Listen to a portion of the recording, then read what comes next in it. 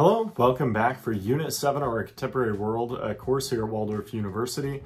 And as we get into it, again, we have three different things for this week as we head to the Middle East and Africa as we continue to circle the globe. And so, as should be familiar by now, you got a discussion board. Your initial post is going to be due by 11:59 p.m. Saturday. Response due by Tuesday. Again, make sure you're bringing in some evidence, so representing your perspective, doing all those good things as you address the question, how did the Cold War influence nationalist movements for independence in Africa? Did each superpower impact the region similarly or differently? So there's all sorts of good examples you're going to run across in the text, or if you dug into this a little bit more with some other research where people in the region of Africa are coming out of the Second Imperial Age and pushing for independence.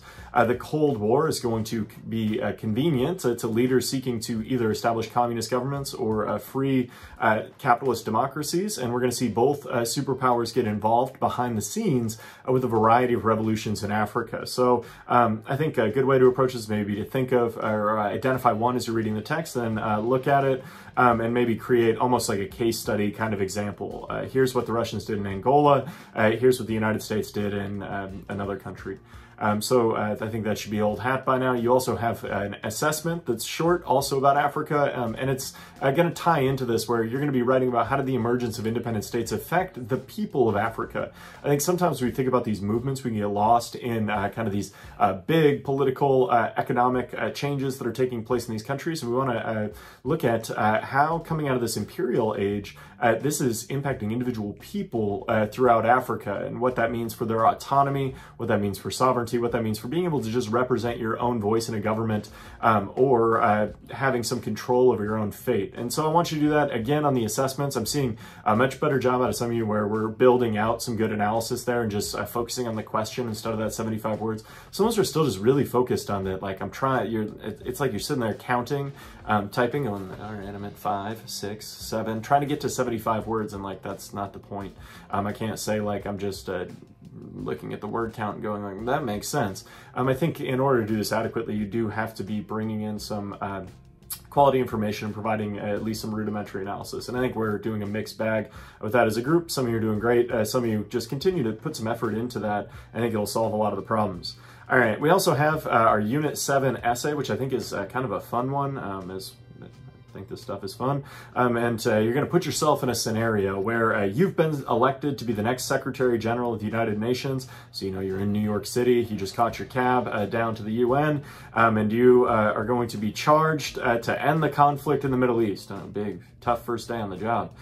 Consider the following issues in the Middle East and select one you might try to resolve. Now, these things are all interrelated. I don't want you to approach this assignment by deciding, I want to address them all. That's not the point.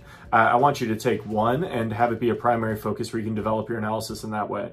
So your four options, you could look at the conflict between Israel and Palestine. You could look at the split in Islam between Sunni and Shiite branches of that religion. You could look at the relationship between oil and the Western powers. And you could also, or look at the continuing US and Russian competition for influence. All of these are things that are major problems. They are interconnected. So like, don't feel like you can't talk about the other ones. But I do want you to have a primary focus. And as you do this, there's some questions. Which of the above items would be the first issue you need to resolve as you might start the region down the path towards a productive, peaceful future? So that's where I think like you're going to have to rank them out in your mind. What's the biggest problem here? And then I want you to explain why you chose that issue. If there's another issue that's not listed that needs attention before you can resolve your chosen issue, that's fine too. I've had some people write really good essays for this assignment that have gone, well, these four issues I don't think are the real problem. I think it's actually this. Be careful with that. But if you do have a crazy idea and you want to bounce it off merely, shoot me an email. We'll see. I don't know. I'm generally supportive. If you got some cool ideas, who knows? Maybe it's what the region needs. Be sure to identify any important significance between the issue and the geographic location from which it stems.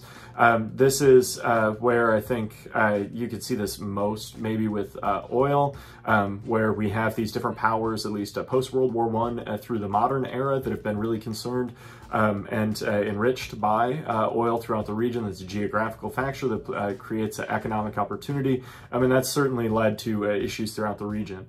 Keep in mind, whichever solution you address may have unintended consequences on other situations and relationships in the region. So if your solution to one issue makes matters worse elsewhere, it's not necessarily a sound solution. This is just to help you with scope and scale. I want you to be focused on the region as a whole. So even if you're focused on Israel and Palestine, for instance, I've had students in the past write that what we need to do is just to get rid of all the Palestinians from Palestine, move them somewhere else in the region, and just incorporate them into other states. That may solve your problem in Israel and Palestine. It's going to create all sorts of unintended consequences through other powers throughout the region, whether that's inflaming other Islamic republics throughout the region, whether it's creating problems associated with refugees and displacement, whatever that may be. I want you to be thinking about the region as a whole, and then your issue is how that's kind of the lever to move the region towards a more peaceful existence. So make sure that your essay is at least 2 pages in length, APA style, all that stuff.